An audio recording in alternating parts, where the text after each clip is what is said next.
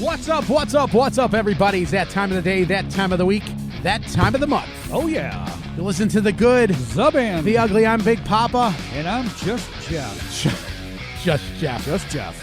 You sure that just the other J doesn't have patent on saying You know, just? he might. Just I something. didn't even think about that. Trademark TM. Ah, the hell it. Just Jeff. Yep. Just. I can't even say it. I don't know if we can say it. I mean, All right. Can we say Just Joe? Should we call him and ask him I don't. if it's okay? No. No, he doesn't listen anymore. No. He was on the show. He was. Yeah. He was. Great show. Great show. That was about it. Gave him a shirt. Haven't seen a picture of it. If you're listening, Send which it you're back. If you're not going to wear it, send it back there. Send it back. Used to be fat guy. Not. Yeah. Yep. Now skinny guy. Now skinny guy. How was your week? Good. Yours? Good. Yeah. Yeah. Let's see. This is going to be airing on the 25th. 20. No, that. No, this is going to air on the 18th. 18th. Yeah. So how was your 17th? It was awesome. So we do record some of these. Yes. A little bit ahead. A little ahead of time. But we are excited today to have Yes. just an iconic player that people have. Yes. They love going out and seeing the shows. Yep. I've become a big fan of the band. Huge fan of the Barn Dogs well, and Dangerous Type. The and Radio Floyd. Are you kidding me? Yep. And we're not talking about anybody other than Mr. Andy Comstock. So if he could look at that. Look at that. Right on cue. He had his finger on the fucking did. button. He was like, say my name. Say it. Say it. I love it when you say my name. Yep. How you doing, Mr. up, Andy? Mr. C? I am doing well. How are you guys? And happy December 18th. Can I Happy- just throw that in there? Happy, Yes, you happy can. 18th. Yes, Yep. I So can't, we're one week from Christmas? I can't Yes. believe we're only a week from Christmas. I know. This is crazy. Nuts. Look at your tree is. You are festive. That tree is Yeah, beautiful. yeah, yeah. That I is wish so it was mine. festive. Don't do it I wish too was much. mine, I'll be honest with If you. you do it too much, your arms are going to disappear. I know, right? Yeah, how did you do that? So you're living down there near that other guy that lives in a log cabin, that other musician who plows snow and does landscaping. Mike Johnson. Mike Johnson doesn't live too Mike, far. yeah, Yes. Mike's not too far from me, Yeah. actually. Yeah. So He's if you see that wooden facade, it kind of reminds I me know. of Mike's Yeah. Mike's abode. Mike's abode. Yes. Abode. Yeah. So Eh, wow, so many different bands that I you're know. in now. You got room for one more, or Right. I don't know, to be honest with you. I'm at the point now where something might have to go away before I can get room to get something more in there. But, yeah, right. Yeah. But I guess that's what it's about, and get it in while you can, and while people still appreciate it, because there's no guarantee they're always going to, So. Right. Right. Yeah. Walk us through Andy Comstock. A day in the life. Well, not. Oh no. How about just the life of The Andy? life of, yeah. Yeah. Wow. That's, you've been that's kind playing. of deep. How long you been playing? Here, I'll give you this story, which led to everything basically. When I was, I don't want to know about your parents birthing you. We can fast No. forward. Okay. Not quite. That Mom far, met Dad on a cold Yeah. evening in the middle of July. Yep. Cold in July. All right. probably somewhere around freshman year in high school, somewhere in there. My father, God rest his soul, was a union iron worker, and he and the fellows would obviously imbibe occasionally after work.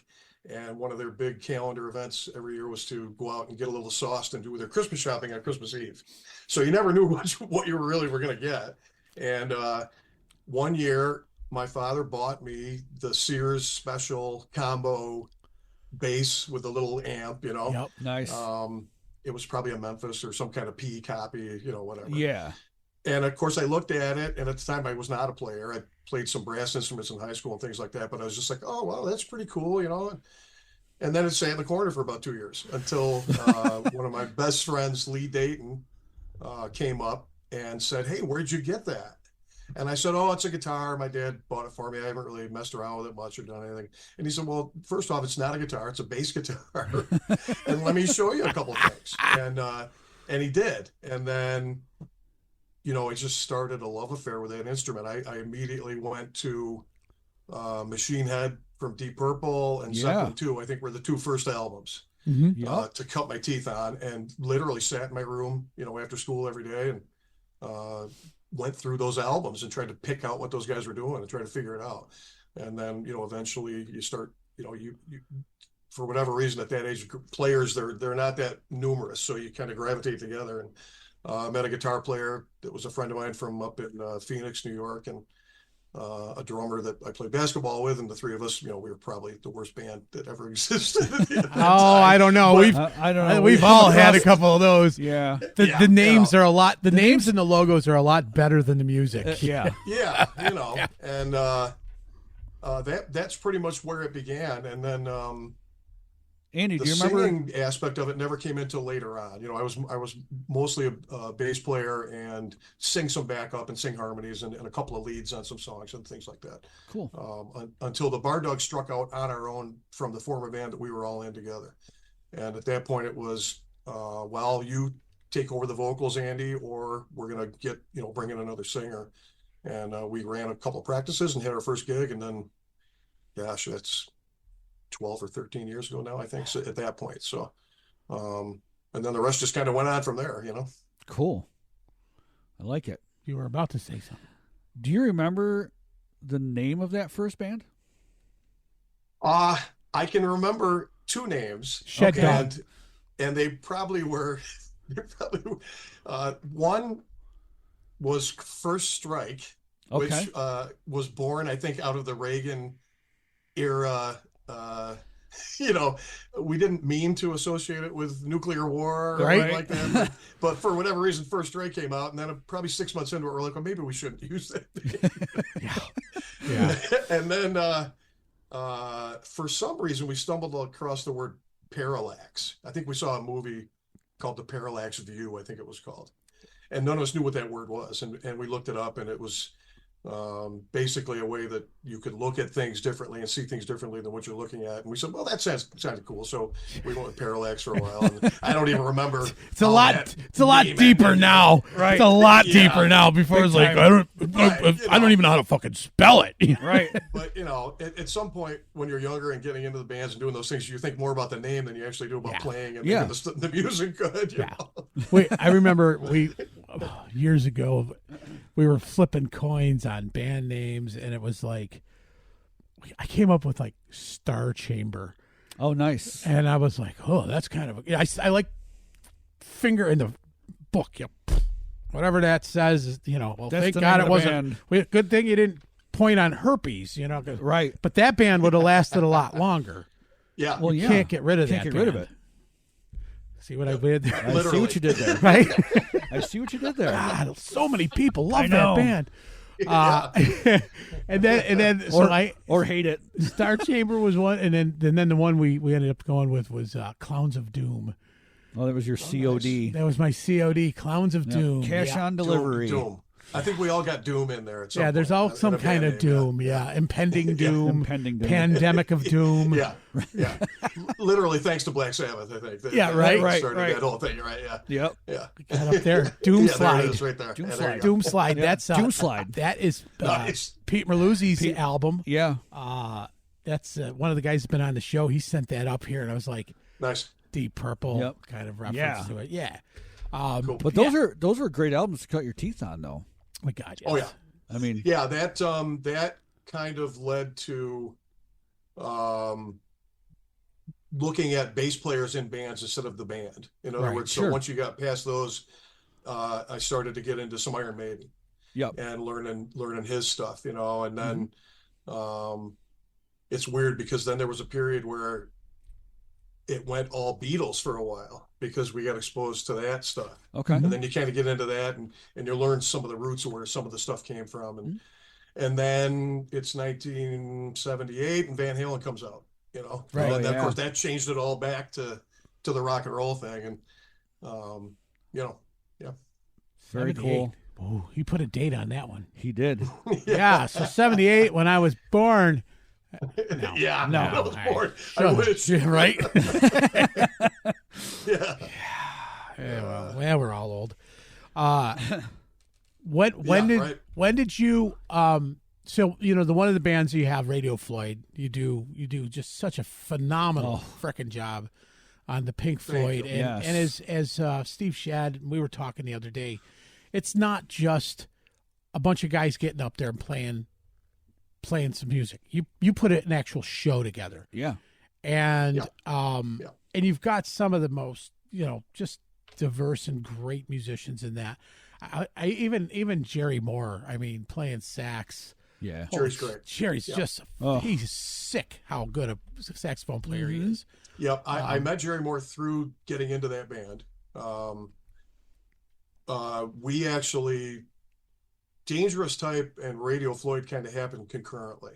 So Jerry Tiroli and I were talking. Well, let me back up even a little bit further. Okay. So Barn Dogs, around 2013, we started to add in some Allman Brothers to the four-piece band. Yeah, so we played Whip and Post and One Way Out and, some of those songs. Yeah. And then there was a show put on to commemorate the 40th anniversary of Eat a Peach? no, Summer Jam Summer and Jam. Watkins Glen. Oh, cool. And they were looking for somebody to do the Grateful Dead section, somebody to do the Allman Brothers section, and then somebody to do the band section. And they had seen our performance of the song, so they helped put us together with Susan Royal to be our second drummer, and at that point Chad Mack to be our second guitar player. Okay. And we did the show, and it was fantastic. And that's the first big kind of arena or theater show that we ever did, the four of us with those extra people. And it went so well that after that we started to perform that show a little bit more often. And there was a guy named Matt Wilson who used to tape a lot of bands. He was not a musician, but he would put post a lot of stuff. And he posted our show, and he coined the phrase the Barn Dogs Plus, because we didn't really have a name. So if you ever hear that, that's the Allman Brothers tribute. Yeah. Okay. Yep. You go ahead a year or two, Chad Mack is kind of half in the country realm, and he was hot commodity, and he gets tapped by a few people, and he was less available than he was prior. Right. So we said, well, who are we going to get? And at that point, Jerry Tiroli had not been in under the gun and wasn't really doing anything. So somebody hooked us up, and that's how we all met Jerry. And then a lot of people said, well, Jerry's more of your, a hard rock guy, kind of a metal guy. But it turns out that prior to Gun and all those things, Jerry played all that Allman Brothers stuff and everything else. So he walked in, and it was like 5 minutes. We were like, all right, let's just talk and figure this out. We don't need to play anymore. You're the guy, Right. And then we needed somebody to fill in the acoustic stuff. So Tim Robinson came in, who we'd all kind of played with and jammed with before. So that was kind of the evolution of that band. Then we were asked to do a Bob Seger tribute thing. So Jerry came in to that band as well. So through all these times, Jerry and I thought about, which is going to be an oddball thing to throw in, but the first Cars album. Because at the time we had all been in and out of doing the vinyl shows with Bob and Robin Stockdale and Bob Kane. Right. And we thought, well, maybe we can talk them into doing an early 80s one, and maybe you get Hard Promises to do a Tom Petty album, which would obviously work. And then somebody else does, who knows, the Knack or somebody, and then we would throw in that first Cars album. Right. And it never really got done, but we did put a band together and do the Cars album. So that band became Dangerous Type. Oh, wow. And through that association, I was asked to become the bass player in Radio Floyd. Okay. At the same time, Jerry Tiroli was asked to come into that band. So what did Radio Floyd start because you were going to do a vinyl show based around Pink Floyd, or it's just no? Radio Floyd is basically what became of Childhood's End. Yes, which was the big Pink Floyd tribute that Steve had, prior to Radio Floyd. Right. And he and Tim Robinson put that together, and then of course Ian Cattell had come out of that band to join Brit Floyd. They actually saw a video of them playing at Lemoyne Manor, I think it was, when that was still open, and they tapped him, and he became the Brit Floyd bass player. So after that, it was Jimmy Puma. Jimmy moves away. Right. They decide to resurrect the band, but call it Radio Floyd. We had been working together at the time. Hey, Andy, you want to come in and, give it a shot, see what you think about it? It was another one of those moments where, myself, Jerry Moore, Jerry Tiroli, Tim, Steve, just walked in the room and at that time, Eric Garbusian was the drummer. It was not Brad Bullock yet. And we played, I don't know, 15 songs, just, like, all right, well, this is going to work. Right. And then it was maybe, I think a year or two into it, Eric had left the band, and Brad Bullock was working with Steve on some Genesis stuff and some other things in that realm. And he was kind of the natural pick to come in, and Brad's great. He's just been, it was like putting a key in a lock and, turning the lock and opening the door. So it's nice. It's just nice to see what you do with that. I mean, it's like I said to Steve, and it's something to boast about. It's a show. It's not just a gig. It's just... and Steve is the catalyst of that band. He does all the videos, which is obviously a key part of that Pink Floyd kind of thing. Mm-hmm. You've got to have the multimedia stuff going, and him along with Brian LaPointe, who is just light guy, show guy, par excellence, whatever you want to call him. He's and he and Steve kind of Steven had brought Brian along since he was a young kid, and then Brian just zoom. He's top dog in my mind around town as far as the late show stuff goes and everything. But that's all part of that. It's not just like you say, just a band going out.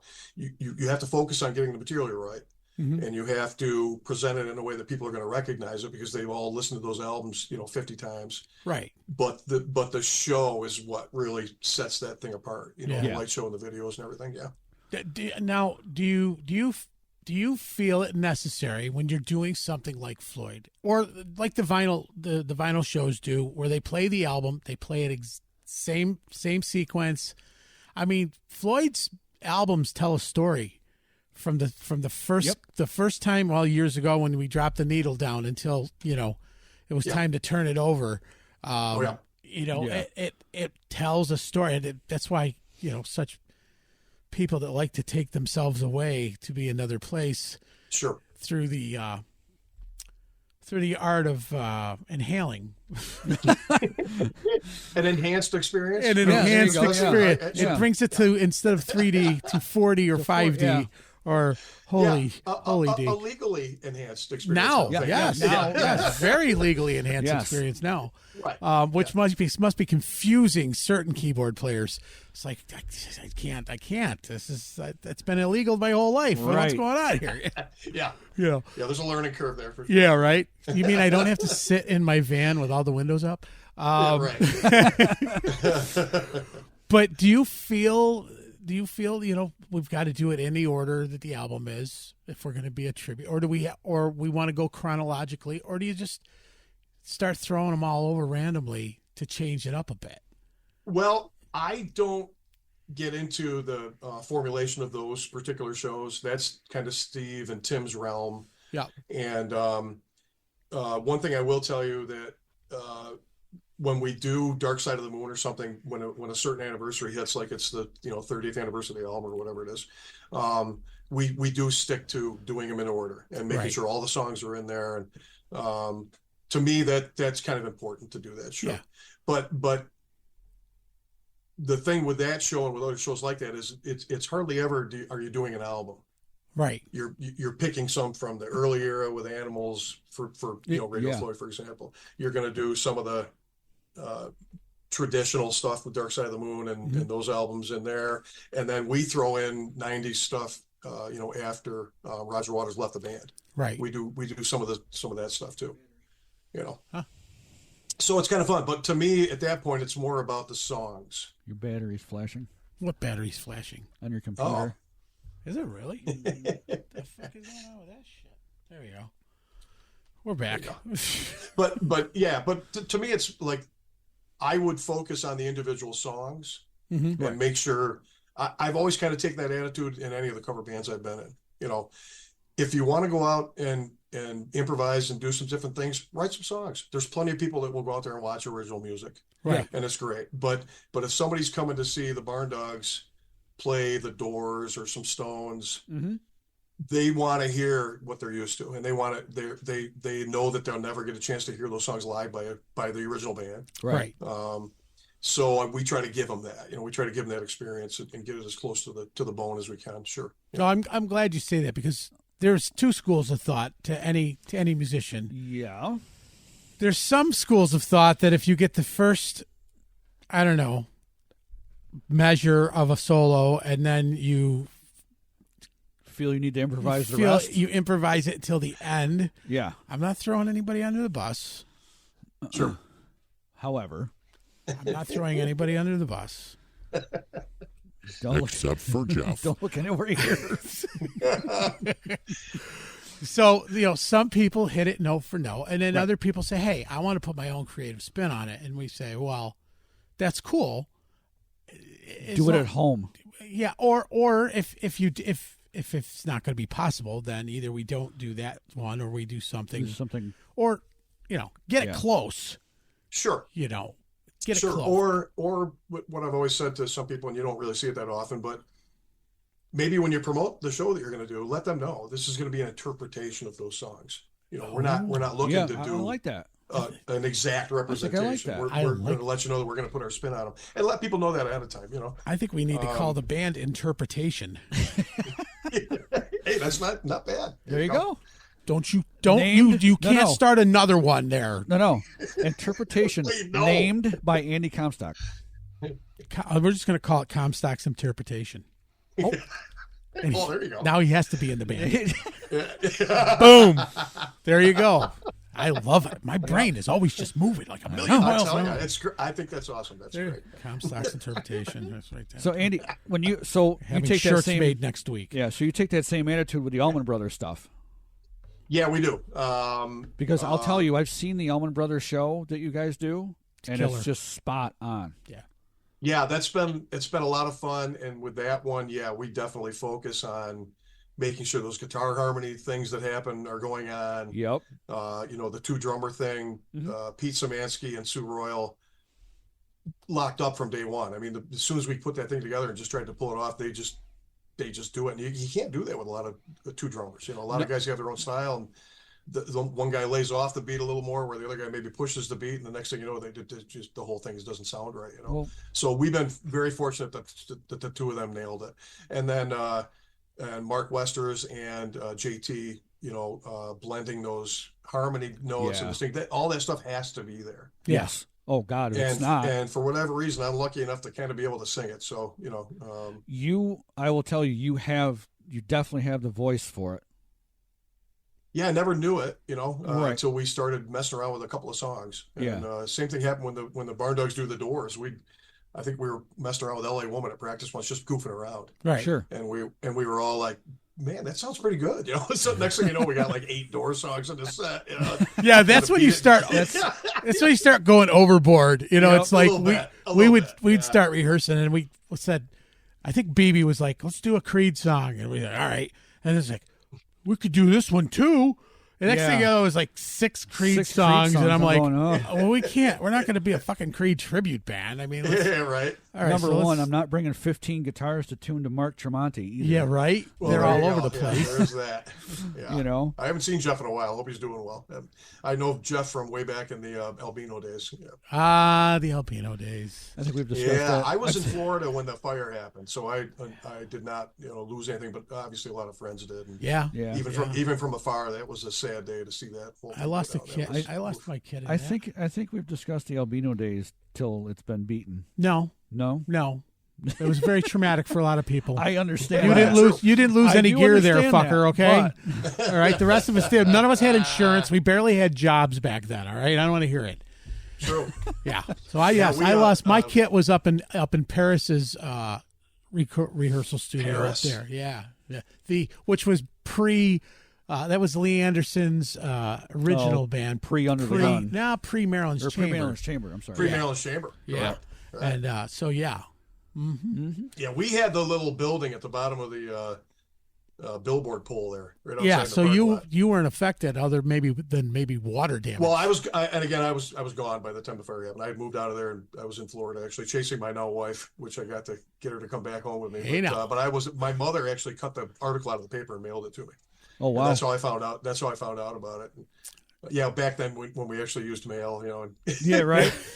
I think they call it myself there with that little. I think they call it snail mail now. Yeah, snail mail. Right, point and clip. Yeah, point and clip. Point and clip. Yeah. Yep. Yeah, and I remember opening the envelope and looking at it and just shocked. Yeah, it was. Gosh. Well, it's funny. Every now and then during the anniversary of that, Syracuse Nostalgic, which is Hamilton, he posts the video from the news article or the news reel. reel from it. Oh yeah, I've seen that. You know, with Wolf Distorcio's yeah, in there. yeah, and and a bunch of other guys, Jeff- right? Yeah. And I will tell you, Jeff Garlow doesn't change. No, Garlow looks like they Still the same. dipped him in fucking lacquer. I know. With the same comb over With the same style business hair. do. Yeah, business do. Yeah, there we go. Call Although it he did business have, do. he had a little bit of business in the back then, so he had a little bit Little of a party kinda, in the back? like a business mullet. Ah, Yeah. Like, I was okay. gonna say like a partial mullet. Yeah, he had a business mullet going on back then. But you're right. I think we all had those. Yeah. He doesn't age. No. Prick. Such a prick. I know he's not. He might be listening. He might be. If you're listening, Jeff Garlow, you're a prick. You're a prick. I don't know what you did. Not even wrinkles. No. Just a dick. You know what? It's the product that he sells. That's why. It is the product. That's all I'm saying. That's not. Yeah. Well, if anybody That's it. wants to know what Jeff Garlow does for a living, send us a private message. Right. We'll let you know. And it has to be very private because it's private products. It's private products. It's not illegal. No, it's not. No. It is not illegal. In fact, Not anymore. I would kind of no. I don't. Do you know? You don't know what he does, do you? Do you know what he does? No, I don't. No. Yeah. Oh boy. You You may have seen it on some movies, but not the kind that you're going to watch with your kids. Now it's a. Oh, Oh, he says. Oh, yeah. Oh. Yeah. I see. He sells accessories. Yeah. Accoutrements. Yep. Well, Yeah. it's a growing market, from what I understand. So, yeah. Well, not good for one. not as much for some. No offense, Jeff. I'm white and proud. Oh, I didn't mean that. Yep. I guess we just pushed the explicit button on YouTube now. Goodness. See what you guys did to me. You let me right in there. All right. Darn it. Yeah, Comstock is going to be spelled a little differently on that one. Yeah. Never mind. So you've how do we get back into Anyway, this back one? to the barn dogs. Back to the barn dog. Well, Back to you the Barn Dogs, yeah. The What? Barn Dogs. last show that we played. You know, when, yeah, that's when right. when we play a Barn Dog show now, it's kind of like putting on a comfortable pair of sneakers. You know, we just kind of go do it. yeah. And and thank God the people are still enjoying it because you know, we are.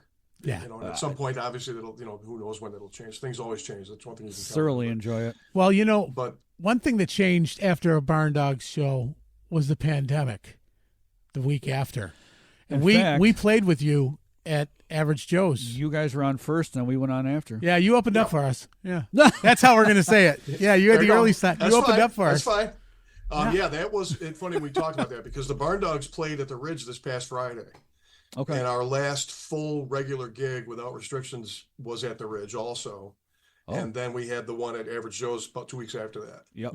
And if you guys remember, that was the first, it was the only show we did until after the big shutdown that had the 50% capacity or whatever they were trying to do. Do you guys remember that? Oh, right. Yes, I do. Oh yeah, we just blamed it on. We're always 50%. Yeah, we maybe were even always at 20. 50%. Maybe even 20. Oh, you don't need to pack the place. We're your band. We are there. We are your band. Yep. We don't. If you only Yeah. need half your capacity, you can call us. Call us. In fact, when they went down to 10% capacity, just It was like- takeouts, It was like we sold the place out. we could still be there. We didn't have to put it on the poster anymore. Yeah, right? we just No. we told 2 less family members not to show up, and we Right. were good. It was awesome. It's okay. Dick. You know, the other thing's great, not to get off the subject there, because that was funny, but the Barn Dogs have led to these other things, you know, the Allman Brothers thing. Yep. And the Seeger thing, which is, you know, these things get kind of ebb and flow, but it's allowed me anyway as an individual to meet all these people and get to play with them, you know, these different people. Mm-hmm. So, you know, you've got the Pete Szymanski and Johnny Capp and Mark Westers and me, and then we're playing with Chad Mack, and then we're playing with JT, and then we're playing with, you know, Jerry Moore, and we're playing with Don Williams, who was a saxophone guy in one of the bands, Right. and B. Kelly Wilcox, and Susan Royal on the other kit, you know, and Tim Robinson, Mr. Utility, you know, do-it-all guy, Right. who can sing and play acoustic and play lead electric, and so it's been thoroughly enjoyable, and it's been like I say, just very. I feel very fortunate to have been in that band, and then what it's led to get to meet with and play with all these other people, you know, and just I'm a lucky guy. I'm a real lucky guy. Extremely. I love the fact that you guys did the Seeger as well. that's been a blast. Is that where you got the beard? Yeah, yeah, that's it. Yeah, He contacted Bob, made sure it was okay. Bob, I got it. right. Yeah, You know, See your beard. you know that band ebbs and flows. Like the last 2 years, we haven't done much with it. And so this year you're going to see maybe more activity out of that band than you will the Allman Brothers thing. Because last year we did Almonds at Taste, and this year we might change that up. We do have a show coming up at the Beer Hall at Middle Ages near the end of January. I think it's January 27th. And the Barn Dogs are going to do a set of Doors, and then the Ramblin' Gamblin' Band, which is what that is called, is going to do a set of Seeger. nice. So you're going to call and yourself just the Barn people eat Doors that. that night. And we've actually done that before, actually. Oh, really? The first Barn Doors. the first time we ever did the tribute, there's an old YouTube video out there somewhere, and we said that we did a small set of other tunes, and then we said, okay, now we're going to become the Barn Doors, and busted out whatever we had at that time, 12 or 15 songs. But That's nice. yeah, it was a blast. But we're going to do both of those at Middle Ages, and then there's other shows coming up with the other stuff too. But Yeah. that's going to be a nice show coming up at the end of January too. What- Which is tough in the will- winter to try to get some fun stuff going. I will Yeah, absolutely look right. forward to that one then. Yeah, that'll be a blast. I love Bob Seger as it is anyway.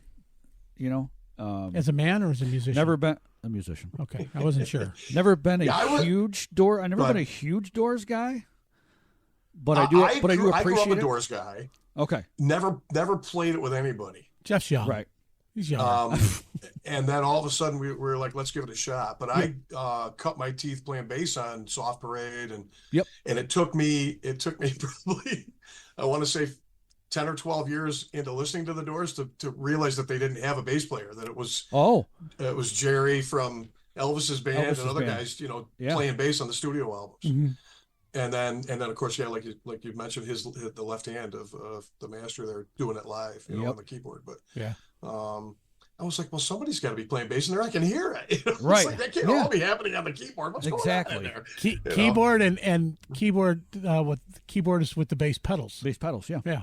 So Yep. you know, Yeah. that's all right. But yeah, it's been a joy, doing all that stuff with everybody. And then that it led to the Radio Floyd thing too, basically indirectly. Just, it's another one of those circles that kind of came together, and that show's just been a joy, and that thing just keeps growing legs and getting bigger. And we went to Ohio last year to play at a big festival at I forget the name of the town, but we thought it was a state park, but it was actually a privately owned park. But they have festivals all through the summer. They do a classic fest, and then they do a reggae fest, and they do a Grateful Dead weekend, and they do a classic fest. It was always a Pink Floyd headliner, and they didn't have anybody for that year, so we ended up getting the call, and it was a blast. There was 8,000 people there, and just friendly people, just kind of hanging out, just a cool crowd, Pink Floyd. great vibe, and it was a blast. So.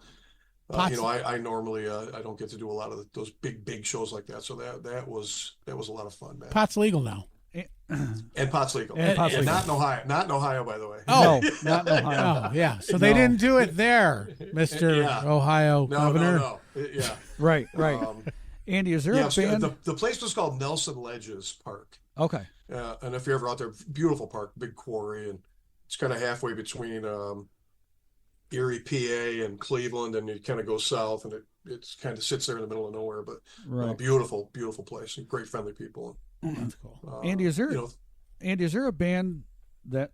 All right, you do the Allman Brothers, Pink Floyd, Bob Seger, the Doors. Is there another band that you would want to do in that vein? Yeah, matter of fact, there is. Okay. And I don't know if you guys are familiar with the Barn Dogs holiday show that we do at the end of the year every year. We do it. It's been at Joe's the last couple of years. It used to be upstairs at the Dino, and then we actually started it at Shifty's. But kind of sort of related to the Seeger thing. Mm-hmm. When we did the Seeger album as part of Vinyl Albums Live, Yep. It was a little bit different band, but they wanted to reprise that for a winter show upstairs at the Dinosaur one year, and we had a show Saturday night, and they were doing this on Sunday. And I one of the things I told the guys, which I still stick to, is if we do that Seeger show, I can't really sing the night before or the night after, because Right. Yeah. you kind of lay it out there and you got to rip it up a little, you know. I was literally just gonna say, because in my brain I'm going, Hollywood nights. I was like, oh yeah, you got to do that all night long, and it's got to be there. So you just kind of let it go. But the next day is coffee and. Usually a Sunday, so playing for football and not talking to anybody. There you go, But, right? they wanted to do the show on a Sunday, so the Saturday night we had a show at Shifty's, and we said, well, let's not cancel the show. Let's get a bunch of people to sit in and sing for me. So I only do a couple songs. I'll save my voice for tomorrow. So that led to doing it annually, and to the point now where when we did it at Joe's this last week, there was 10 bands in there. Oh, and wow. Always combinations of most of these people that you've heard me mention, doing little tributes to other bands. And the one thing we haven't done yet, which I would love to do, is get some Doobie Brothers stuff going. Oh, that'd be great.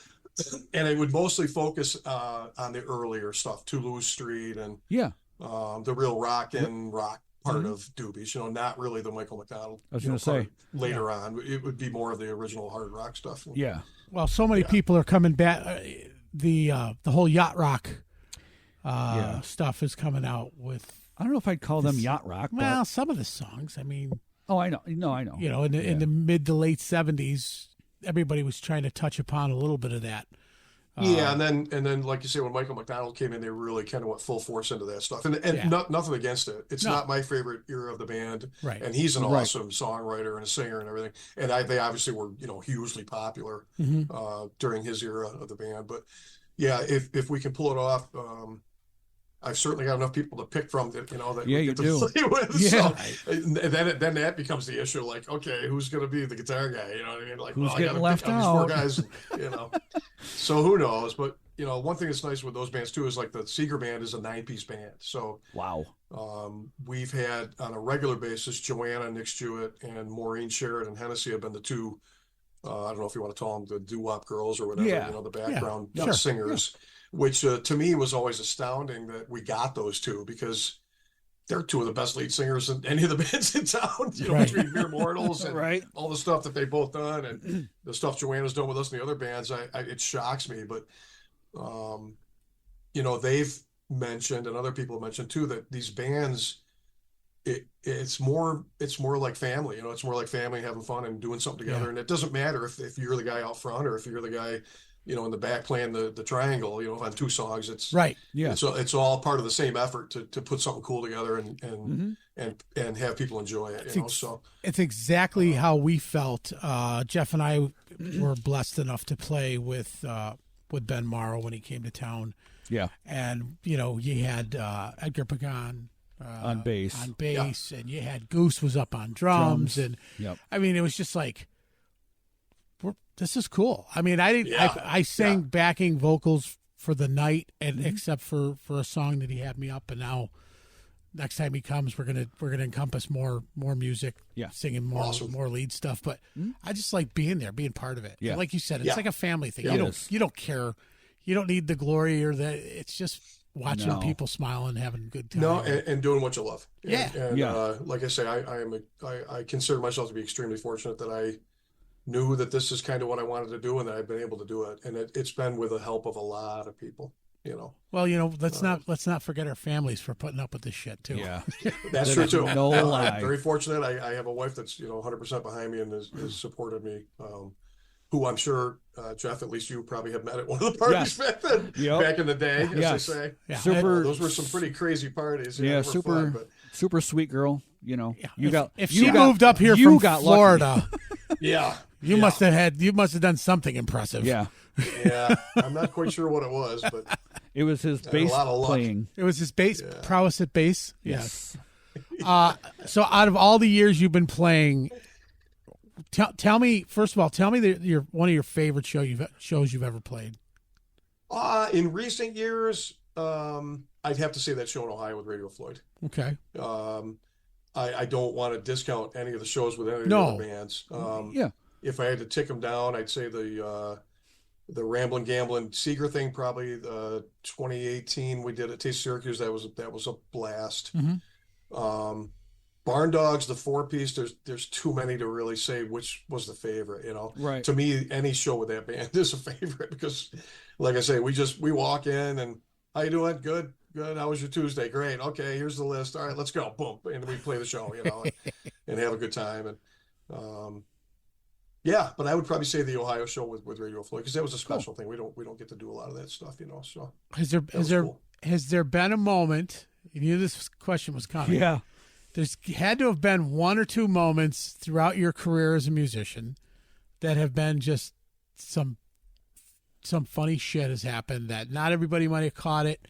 I think JT was talking about JT's. I think was one of the best. His was one of the best when he was first playing time with Under the Gun. They were playing before Motley Crue went on at the grandstand and but they weren't playing the grandstand. Someone had decided to partake a little. First time drinking before a show. Yep. Yeah. And well, let's put it this way. Lee had to throw a bottle of water at him. Well, because he said, kind of shake him out of it, because I'm like, what am I doing? He goes, I here? can't feel the strings. Can't feel the strings. And then he looked at Lee and said, I think we're playing right now. Right. He's like, yeah, you are. He's like, so nobody who was there knew that other than him. For him to tell us that story, I was like, yeah, you win the prize. You win the prize, bro. So there's got to be give us a moment that. Well, I don't know if there's anything so much that people didn't notice on stage that was happening, something like that. But I'll give you one. Okay. This goes back to our early days of the Barn Dogs, the 4-piece. Mm-hmm. And we were playing at one of Nick Fuco's bars. And everybody knows Nick. Everybody knew Nick. Big dummy. On a flyer? And the carrying him out in the coffin and the all that stuff that used to go on. And we played I can't remember the name of the bar. It was right on the north side, right by Cross Hines. It was like right kitty corner. Small place.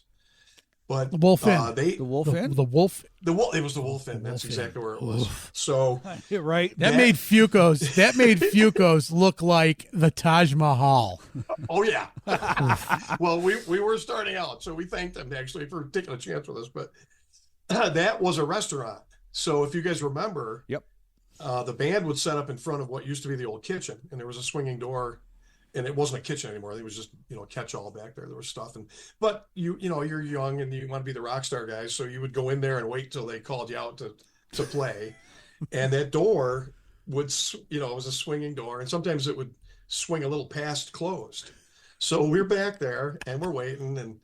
And Nick goes on the mic and he says, all right, we're going to bring up the Barn Dogs. And, oh, no, sorry. This is prior to the Barn Dogs. This was a band called Culture Shock back before the Barn Dogs. But he closed the door when we went back there, and it swung too far. Well, I didn't realize the door only swung out. So I reached up to grab the door so we could go out, and I pulled the door right off the hinge. And Nick's standing there turning around from the mic, and he goes, geez, I told you guys I'm going to pay you the door, but what the fuck? Well, I guess you're keeping the door tonight. Yeah. I guess that was our pay. And then he casually goes over, and there's a big screwdriver sitting there, and he puts it back in like this must have been a regular occurrence. It wasn't me; it was the door. Oh my god! But that was pretty comical. I told you guys I'd pay you the door, but holy shit!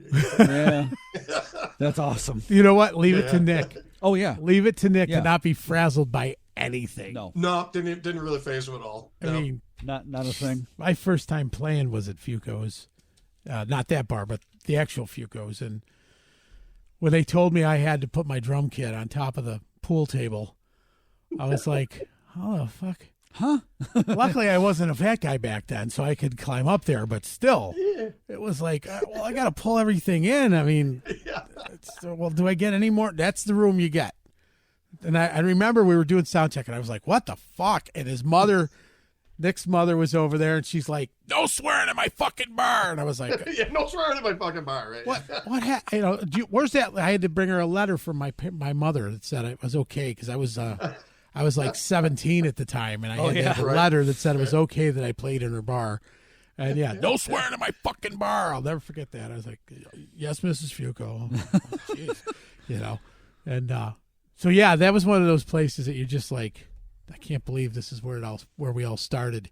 Yeah. Oh yeah. We saw some crazy stuff in there. We saw a guy get his eye taken out one night, and somebody else got stabbed one night. We're like, should we be playing here? I don't know. Maybe we should look for someplace else to play. I don't know what's going on here. That band killed last night. Literally. Yeah. Each other. Yeah. That's awesome. At least you never kicked a member of the band off during a performance. Told him he was out of the band. Nope. Not that I can remember. Johnny Yeah. Hamilton, manslaughter. Oh, yeah, Johnny Hamilton. And Festival in manslaughter. Watertown. You know what, Mike? You're out of the band. Not me. No, not Mike this White. You know what? Mike You're White. out of the band during the show. Right in That's the middle brutal. of the show. Yeah, because Yeah. they're all hammered. So Yeah. They hugged and made okay, up. I can remember one guy falling asleep during the show, and then we had the conversation after the show was over that was pretty much it. really, Yeah. Yeah. that's usually Yeah, the way bass back, player. way I'm back. I'm just waiting. That's usually who the Usually. that was our bass player. Well, no, see, if it's a bass player, they can actually keep playing when they fall asleep. Yes, So you this don't know is true. So you don't really notice. This it. is true. right. We Right. had a nickname. Ours was the Tin Man because you know, oil can. Yeah. I didn't even sure. see his lips move. Nope. Oil can. Yeah. Not gonna tell you who it was. It was just Nope. he might be in that picture over your shoulder. Yeah. Yes, he is in that picture. So right. did you ever think to play the do you know how to play the guitar rather than just the bass, or have you just strictly been bass? No, I am a horrendous guitar player. I'm just awful, and I think it's maybe my hands are too big. I did at one time kind of look around to see if there was a wider necked guitar I could get a hold of that would be easier for me to get in there. Oh, But they make them. I've tried, and Big and tall. It's never No, gone. yeah. It's never gone well. They- No, I'm definitely a bass guy. No, they But make them. It's yeah. Oh, they do. And Yeah, I'm sure they do. it's called an 8-string, but you can have it 6. I probably could. Maybe You know I what I could do mean? that. Yeah, I never thought of that. Yeah. Yeah. Just But don't no, put all of them. I've always just been strictly a bass guy, and I've had my mom and her sister were piano players and piano teachers. Oh, I nice. took piano lessons from my aunt when I was a kid, and I just never got too far with it. And no, the bass was where I ended up. I did play some brass in high school. I played trombone and tuba Mhm. for a couple of years, and then started playing basketball and kind of got away from the band stuff in high school. But yeah, no, it's always been a bass guy. But what's funny now is people, if on the rare occasion that they do recognize me, maybe having been to a show, they're like, "You're that singer guy. You're the singer, aren't you?" And I'm like, "No, I'm the bass player. I'm the bass I player. happen to sing as well." Yeah. But I think of myself as a bass player, and it freaks me out a little when people say, "Hey, you're the singer, aren't you that singer guy?" And it takes me a minute to be like, "Well, I guess I am singing a little bit more than I used to." So, yeah. Because I heard this story from Keith Ford, God rest his soul as well. And Keith would always tell me there are guitar players who are singers, and there are singers who are guitar players. Which one do you fall into? You just got to decide, Right. And if you asked me, I'd say I'm a bass player. Okay. Right. But if you ask most of the people who've seen the bands recently, they'll say he's the singer. And Right, it, yeah. and still it kind of freaks me out, because I never was, and I still don't. We've had those discussions where, well, you sing and you play bass, and it's like, well, yeah, but I'm just still one of the cogs in the wheel here. It takes all of us to do this stuff. Yes. And it doesn't matter if I'm doing two things or one thing, or you're Right. doing one thing or two things. It's all part of a whole, and that's how we kind of look at it. But Other musicians that sing usually aren't as big of a narcissistic douche as most singers are. Got a And point. that's why I came from a drummer's perspective, Here we go. and I was not a narcissistic douche. Just a douche. So, But it Andy, wasn't- what do you got coming up? Such an asshole. You're a dick. That's it. Every week. Shibu says you're a dick. well, this coming Friday, the Barn Dogs are at Average Joe's. On the 18th? On the no, on That'd be the sorry. 25th. Yeah. Last Oh, Friday. that's right. Sorry. Yeah. September, December 22nd. Dangerous Type is making our first debut up at the Calat Theater in Pulaski. Oh, very So good. that'll be fun. And then the Barn Dogs will be at our annual show at the Marriott for New Year's with Primetime and nice. Hard Promises, and Nice. that's been a real fun thing that we That's a kinda, hell of a lineup. we kind of fell into a couple years ago, and it's just kind of worked out, and that's a blast, that show. Yeah. And we want to thank you, by the way, since we switched the date to accommodate you, for getting us 4 tickets to that. That was really nice of you. Did my guy take care of that? They haven't gotten here yet, but I have a feeling that there'll be a knock on the door Any minute. any minute. They'll be there around the 18th, I think.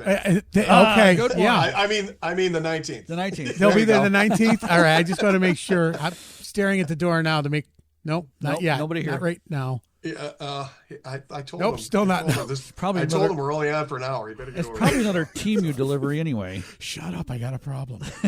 We know.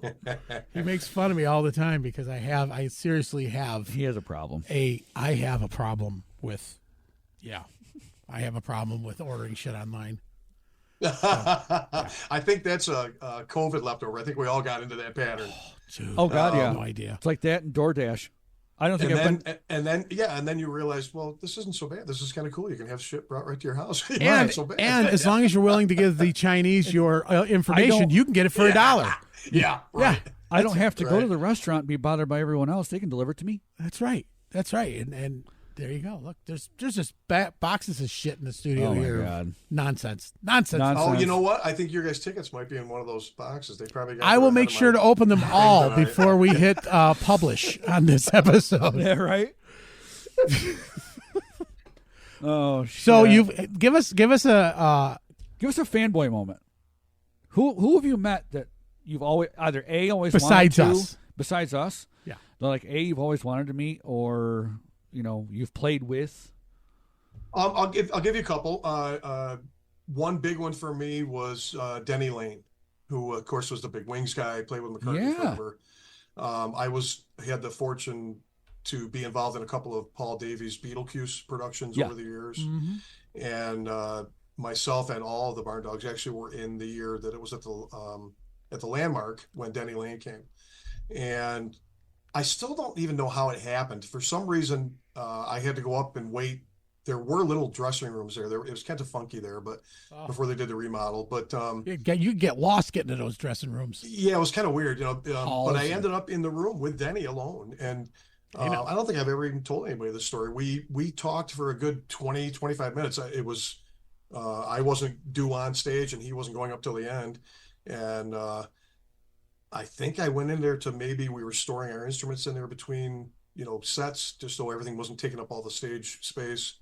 And I look over and he's just sitting there, and I'm like, "How are you, man? It's an honor." And he's like, "Oh, it's no honor, you don't have no talk." He's just a cool, great guy. Who are you? Yeah. And then you think you're 1 degree of separation from the man, with Denny Lane, Yeah. Right. from McCartney. So that was kind of a plus too, and I made sure not to ask him anything about Paul McCartney. I focused on him and what he's Right. done, and so that was pretty cool. And then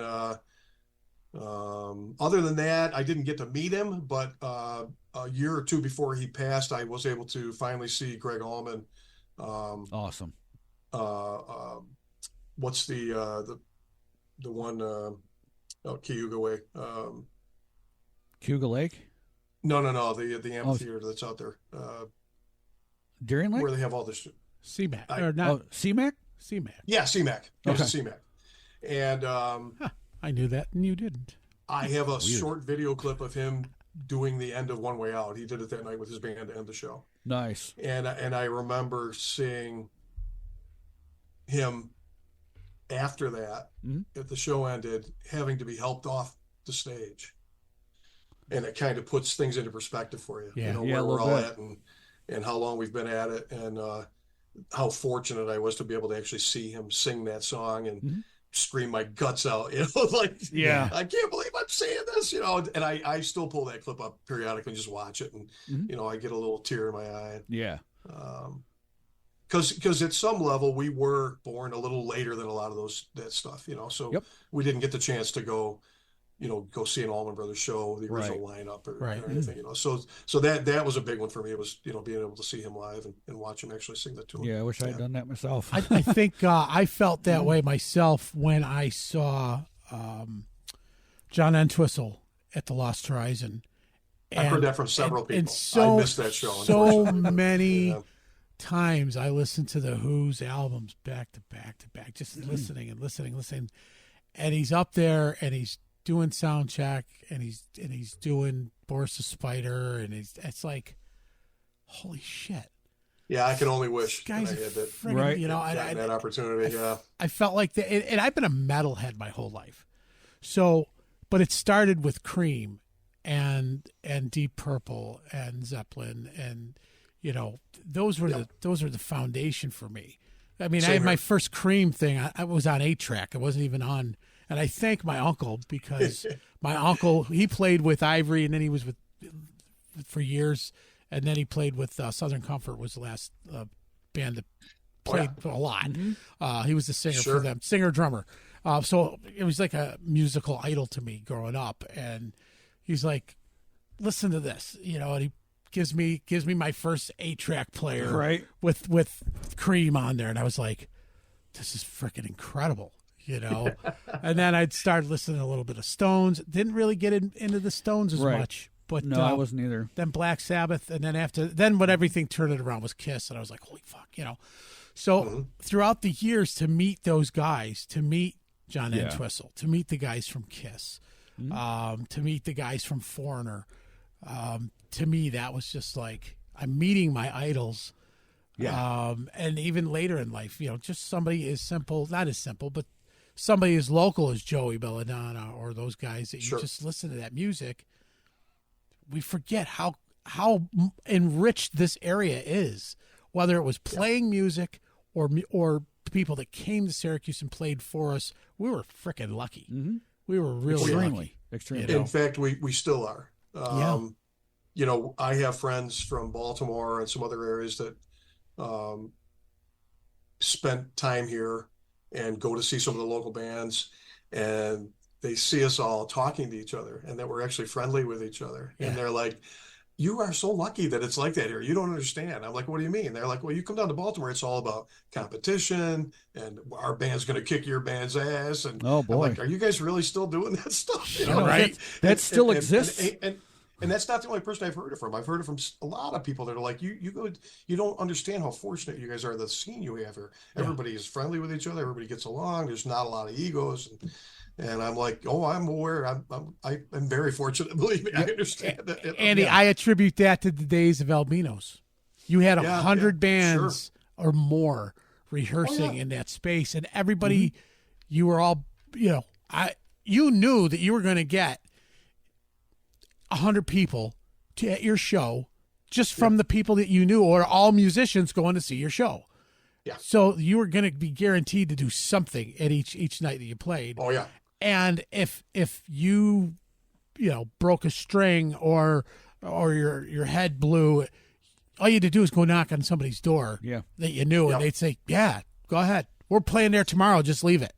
You know? Yeah. So it was a very tight-knit community. Yeah. I think more than other parts of upstate New York. I think Syracuse really has always had. Yeah. And I'm not throwing shade. Talking like a millennial now. I know, right? I'm not throwing shade on the other cities. I'm not throwing stones at anyone. Yeah. There you go. Yeah. But no, I get it. I can remember before we had that building, you know, with the billboard post outside, we had one of the bigger rooms upstairs. I don't know if you guys remember Glenn Cole, No Mercy back in the day. Yeah. Okay. Right. I played with Glenn for a while after that thing had ended when I was first getting going. And we had as much fun walking around the building and like checking out other rooms and hey, what's going on? And, hey, check this new song out that we're working on. All right, cool. And we stand there and listen, and we're like, hey, let's go back to our room and figure that one out. We need to do that song too. Well, that's the only thing that nobody wanted to do then, and they don't want to do it today, is never leave your set list on the stage. Oh yeah, because you're going. In fact, funny story. Go ahead. The night we played with them, not with them. They opened up for us. Yeah, we'll call it that. the last pre-COVID thing? The rest his guitar player left the set list on the stage, and I have it at my house. We'll sell it back to you. We're going to give it... You know, well, here's the nerd in me. We're going to give it to Pop Rocks. Okay. I have a computer file with every Barn Dog set list from 2010 on. Which is when we did our first show, I think, at Shifty's. Yeah. So I have mine right here on the tablet. I can probably look it up and then verify with you that it's the right one. The right one? Oh, okay. But, yeah. Yeah, I've saved it. I probably have it. Yeah. I've saved all of them from us because it was like, not that anybody would know but us. It was like, last time we played here, we played this. We can't do that same set again. It's like, why? No one's going to care. Right. No one's going to realize that. It's like, oh, I know what's coming next. Yeah. No, if you know what's coming next, thank you for coming to that Correct. many shows. Yeah. And we're going to buy you a drink. Exactly. You know. Yeah. It's not like these big. It's not like these big name bands where you go see them on a tour and it's the same song every night. No, what, it's not. And there's only one or two bands that I know of that changes their set list every night, and one of them is one of my personal favorites, Blackberry Smoke. Blackberry Smoke. Ah, great band. Oh, Yeah, fantastic! Great band. Yeah, Jeff's met them as well. Jeff's supposedly in the process of getting them on the show. Nice. One of. Yeah, I mean, if you look at the last happen. 10 years, there hasn't been a ton of new stuff. No. At least in our realm, the stuff that we would associate to. Yep. And the kids in Greta Van Fleet, I'll throw them a nod. But that came from Zeppelin. You know what I mean? So Sure. you see how those paths come, but it's nice to hear something new. You don't get me wrong. And Smoke to me are a little bit more in their own vein, so that's why I kind of like them too. They almost remind me now, because they don't get radio play. No. They're all word of mouth. It's like the Grateful Dead. Yeah. In a way, because check this band out. Well, good Lord, when are they playing? Want to go see it? Yeah. You know who really just blows my mind? Not that they're fantastic, but when you have a band like Get the Let Out, which is just a tribute band, or as we say, a clone band. Yeah. Sure. As Mike Sterto calls it. Yeah. Clone bands. Clone band. They're drawing crowds that are just sick. Mm-hmm. Yeah. I think Yeah. Yeah, I heard that. sick. The number of people. I'll jump in there on that. One thing we appreciate a lot about bands like Get the Let Out, they're not super concerned with looking like the guys. They don't necessarily have to dress like them. One guy's not dyeing his hair blonde because there was a blonde guy in the band. Right. They're great players, and they present the music the way you heard it when you dropped that needle. Right. There's a lot of bands out there that have done well. With the Doors thing, we check out other tribute bands out there, see if there's something we can pick up to add to the show or whatnot. Yeah. And you got a lot of guys out there that kind of look like Jim Morrison, and they got the leather pants on and the belt with the the silver things on or whatever it is. Right. And then you listen to the band, they're like, well, they're really not that good. You know what I mean? But they're good enough. Why don't they focus more on playing? Forget about what you're wearing. Don't try to look like them. Play the tunes. So that's one thing I really love about Get the Let Out. Those guys are phenomenal musicians, and I have not met them myself, but have several friends that go on a regular basis, and they've met the guys several times, and they say they're just fantastic. Yeah. No, Billy, fantastic dudes, good dudes. Billy Johnson, huge fan. Huge fan of them. Yeah.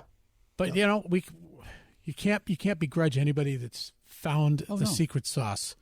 No. I don't either. It always cracks me up when these debates start on somebody's Facebook post or something about originals versus covers. And if you do this, you have to do this, or do that and do that. To me, any kind of music is a vibration, and it comes in your ear. And if it pleases you and you have fun, go listen to it. I could care less if a band plays covers or originals. If I like them and I'm having a good time, I don't even know why people even have that argument. I don't even know why they even get into it. It doesn't really make any sense to me at all, one way or the other. If people are actually making music using instruments and not just sampling and lip syncing nowadays, you're a step above some of the other ones. So and again, a lot of those older bands, people are never going to have the chance to see them play live. So they're not. They appreciate the fact that you're a band try and pull it off and play it for them. But again, I never got that whole argument about originals versus covers. No, do what makes you happy, exactly, and it'll make other people happy. Yep. Know? Yeah. Andy, I got to thank you so much for being on the show.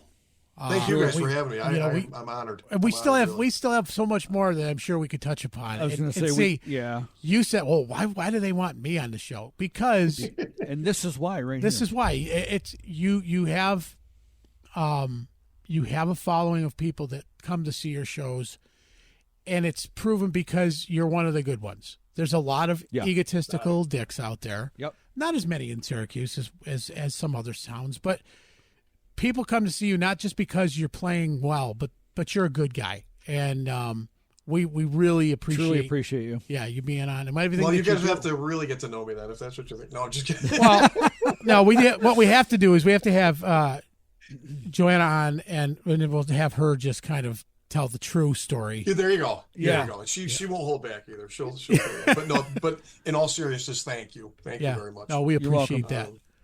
Yeah. And Thanks for you know, we gotta make sure that the tickets show up to us somehow. I don't know when that's gonna happen. Yeah, I will double check and find out why he hasn't left them. And if he has, I'll find out which box if they're there's in. markings on that box. Yeah, in the pile of boxes. If it's written in Chinese, you'll know. Yeah, no, I'm not going to open it if it's written in Chinese. Don't do that. Yeah. No, but you know what it's going to be?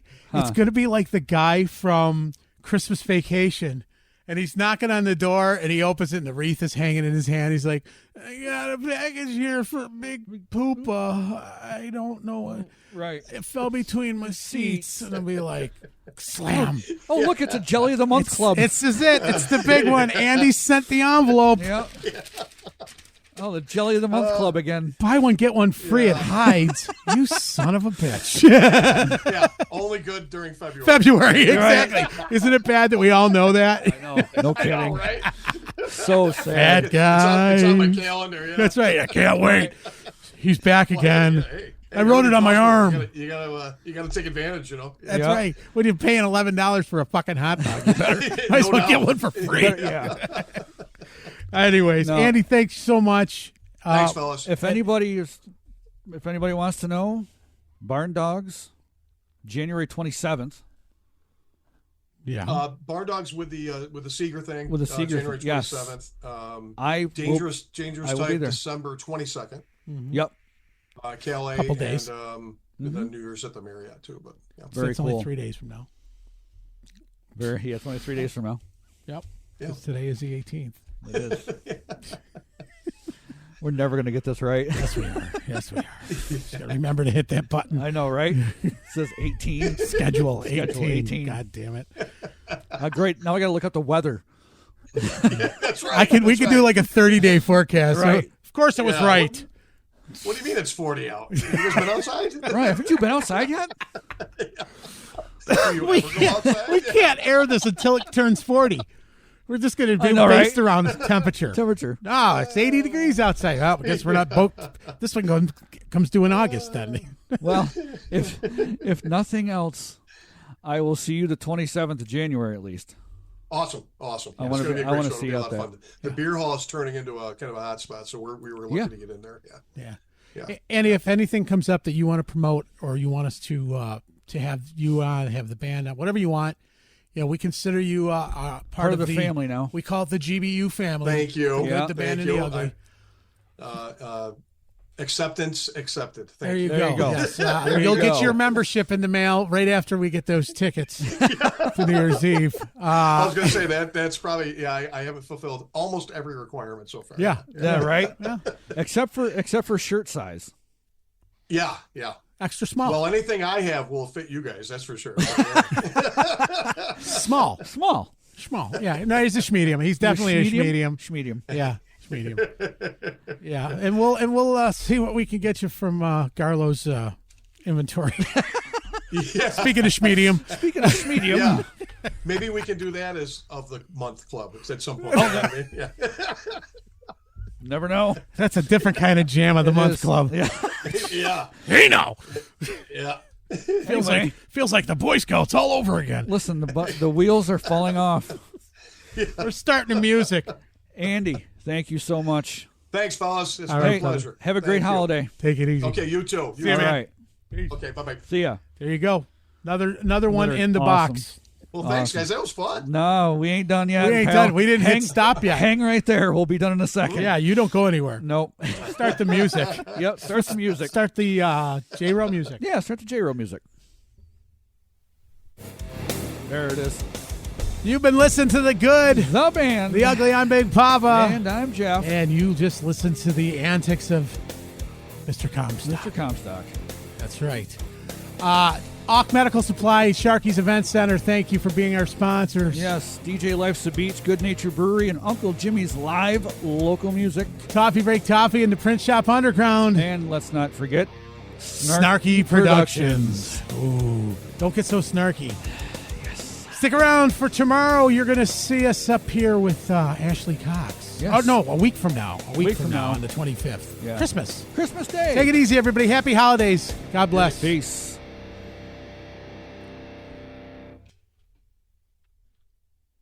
Recording stopped. Recording stopped. There we go.